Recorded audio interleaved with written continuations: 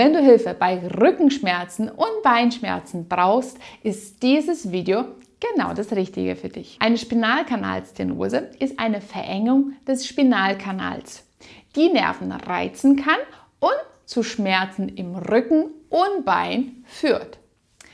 Wer eine Spinalkanalstenose hat, verspürt häufig Rückenschmerzen bei längerer Zeit im Stehen oder langsames Gehen. Das kann sogar dafür führen, dass die Schmerzen bis ins Bein ausstrahlen. Wenn jedoch du jetzt des langsamen Stehens aufhörst und dich vorwärts beugst, lassen die Schmerzen wieder nach. Wenn man Bilder von der Wirbelsäule machen lässt, wie zum Beispiel ein MRT, sieht man häufig eine Verengung. Aber nicht jeder mit dieser Verengung hat auch Beschwerden. Es ist wichtig zu wissen, dass die Schwere der Verengung nicht immer mit den Symptomen übereinstimmt. Viele Menschen haben eine Spinalkanalstenose, spüren aber keine Beschwerden. Und noch wichtiger als das, die Mehrheit der Menschen mit einer Spinalkanalstenose kann im Laufe der Zeit ihre Beschwerden verbessern und im Alltag wieder gut zurechtkommen und schmerzfrei sein. Dafür brauchst du Bewegungen und ein paar extra Tipps. Und das Ganze zeige ich dir jetzt. Und falls du jemanden kennst, der gerade an Schmerzen im Rücken wegen Spinalkanalstenose leidet, dann schick ihm dieses Video. Ich bin mir sicher, du wirst ihm gut helfen, seine Schmerzen zu lindern. Mit Übungen kannst du die Querschnittfläche des Spinalkanals vergrößern und auch die Durchblutung anregen, was letztendlich positiv auf die Schmerzen wirkt. Die Verbesserung der Flexibilität der Wirbelsäule, aber auch der Hüfte ist häufig ein Schlüssel für die Behandlung. Und dafür ist genau diese Übung. Du beginnst die Übung liegend auf der Seite. Und etwas mehr Platz zu schaffen für die Nerven, solltest du dann auch noch so ein Tuch nehmen, so ein Badehandtuch. Wenn du die Übung jetzt auf dem Boden machst, dann reicht es ein Badehandtuch. Falls du diese Übung dann im Bett machst, wo du etwas mehr reinsenken solltest, dann such dir eine Decke aus oder etwas, was ein bisschen größer ist. Du solltest dich auf der Seite hinlegen. Falls du einen ausstrahlenden Schmerz Richtung Bein hast, ist diese Seite, was oben liegt. Also die schmerzfreie Seite, da legst du dich jetzt drauf. Und das Handtuch soll dann in der Teilebereich bleiben. Nicht nur am Becken, sondern zwischen Becken und den unteren Rippen. Falte das Handtuch zusammen, so dass hier eine Teile bei dir passt. Du kannst den Kopf auch sehr gerne auf dem Kissen ablegen oder einfach mal unter der Hand. Wichtig ist, dass du in dieser Ebene erstmal stabil bist. Das untere Bein, das soll jetzt gestreckt werden. So dass du jetzt in einer Linie bist, was Bein, Hüfte, Rücken und Schulter angeht. Das betroffene Seite, das Bein jetzt, das sollst du jetzt beugen, so dass dein Fuß jetzt in der Kniekehle für das gestreckte Bein liegt. Und dann versuchst du, dass das Knie auf dem Boden fällt und hier soll es auch bleiben. Falls deine Muskulatur so verkürzt ist, dass du diese Position nicht erreichen kannst, dann leg noch etwas Kleines darunter, sodass das obere Bein jetzt locker auf dem Boden oder auf dem Tuch oder ein Kissen liegen bleiben kann. Wichtig ist, dass das obere Bein locker ist. Jetzt platzierst du die Hand hinten im Nackenbereich. Achtest du darauf, dass das Knie auf dem Boden bleibt und dann versuchst du, den Rumpf zu drehen, so weit wie du kannst Richtung Boden. Die Idee ist, dass du genau dieses Verwringung vom Becken erreichst. Du könntest es theoretisch auch mit der Hand machen, aber was viele Patienten machen, die bringen den Arm nach hinten, bewegen aber dann die Wirbelsäule nicht. Und deshalb ist es Hand am Nacken, sorgt eher dafür, dass du die Bewegung von der Wirbelsäule holst und nicht nur von der Schulter. Also dreh die so weit wie du kannst, aber das Knie darf hier nicht hochheben. Es bleibt auf dem Boden, Fuß in der Kniekehle, drehen und wieder zurück zur Mitte.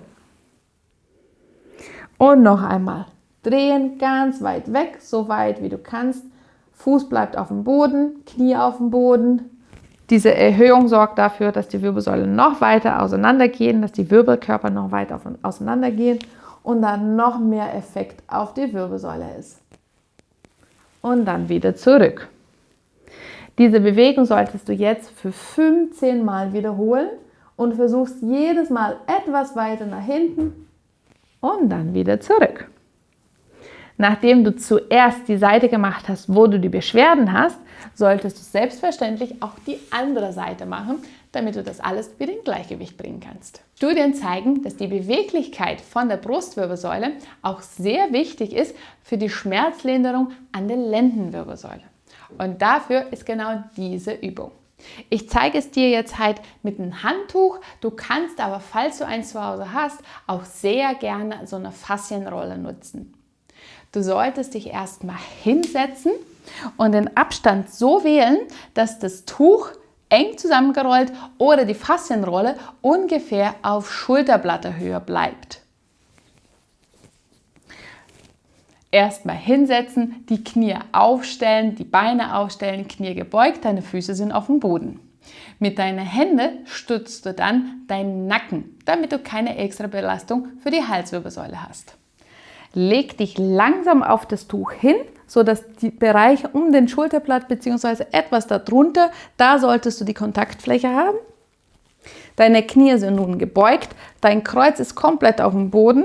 Mit den Händen stützt du die Halswirbelsäule und jetzt lässt du dich ganz weit nach hinten über das Handtuch drüber fallen. Du wirst auch spüren, wie das in der Brustwirbelsäule auch etwas mehr Druck macht und dann hebst du dich leicht wieder hoch in so eine Sit-Up-Bewegung.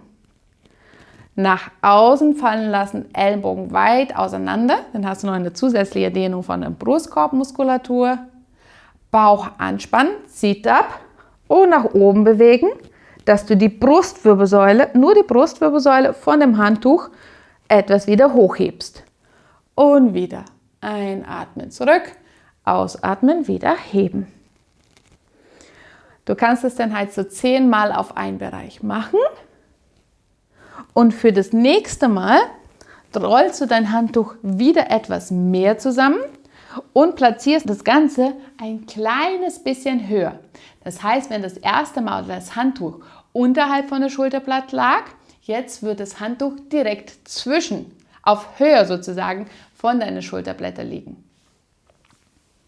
Ebenfalls wie hier, langsam drauflegen. Jetzt ist es großen Teil jetzt halt mittig von der Schulterblatt her. Mit den Händen stützt du den Kopf ab und ebenfalls hier rüberlehnen nach hinten, Hände auseinander und in so einer leichten Sit-Up-Bewegung den Druck wieder hochnehmen. Einatmen zurück, hast du noch einen positiven Effekt auf den Rippen und die Beweglichkeit vom Rippenkorb. Ausatmen wieder hoch. Bei dieser Übung geht es wirklich um eine kleine Bewegungsausmaß. Du musst nicht vom ersten Mal gleich an so weit nach hinten gehen. Nur so weit, dass du die Beweglichkeit von der Brustwirbelsäule und den Rippenkorb verbessern kannst, aber keine Übertreibung. 2 Serien sollen es werden von jeweils 10 Wiederholungen. Bei der nächsten Übung geht es um die Kräftigung deiner Bauchmuskulatur. Und ebenfalls hier solltest du dich wieder auf den Rücken hinlegen.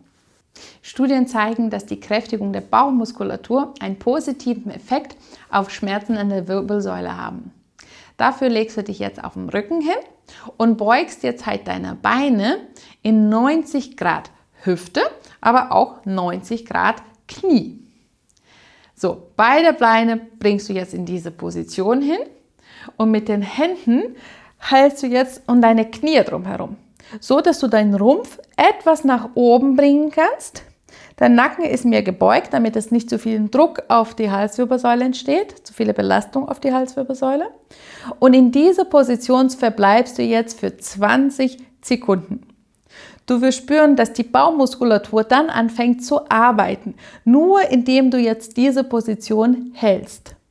Ja klar solltest du die Hände nutzen, um ein bisschen Stabilität zu haben, aber letztendlich bleibst du in der Position, weil deine Bauchmuskulatur angespannt ist und den Rumpf bzw. den oberen Teil von dem Schulterblätter von dem Boden hochhebt. Bleib in dieser Position für 20 Sekunden und dann löst du die gesamte Spannung. Das Ganze solltest du dann 5 Mal wiederholen. Knie 90 Grad, Hüfte 90 Grad, die Hände um die Knie drumherum Oberkörper nur etwas hochgehoben, sodass die Schulterblätter den Boden verlassen und in dieser Position 20 Sekunden lang bleiben. Falls die Übung so für dich zu schwer sein sollte, kannst du auch die Position behalten, die 90 Grad, und dann langsam eine Ferse nach unten senken lassen, dass es auf den Boden kommt, und dann wieder die andere Seite. Diese Übung hast du genauso auch einen guten Effekt auf die Bauchmuskulatur. Jedoch solltest du darauf achten, dass wenn das Bein jetzt halt nach unten kommt Richtung Boden, dass du in der Lage bist, die Wirbelsäule so stabil zu halten, dass du nicht in Hohlkreuz fällst. Das Kreuz bzw. das Becken soll die ganze Zeit stabil bleiben und bewegt sich nicht. Wenn das hier passiert, dann ist die Übung für dich viel zu schwer. Wenn dir dieses Video gefällt und du weiter wissen willst, wie zu Hause mit einfacher Übung, mit relativ wenig Hilfsmittel deinen Körper stärken kannst, Schmerzen lindern kannst und beweglicher wirst, dann abonniere meinen Kanal. Hier zeige ich dir jede Woche neue Übungen für deine Gesundheit. Die nächste Übung dient zur Kräftigung der Gesäßmuskulatur, die Hüftadduktoren. Mehrere Studien zeigen, dass die Kräftigung dieser Muskulatur extrem wichtig ist bei Rückenschmerzen.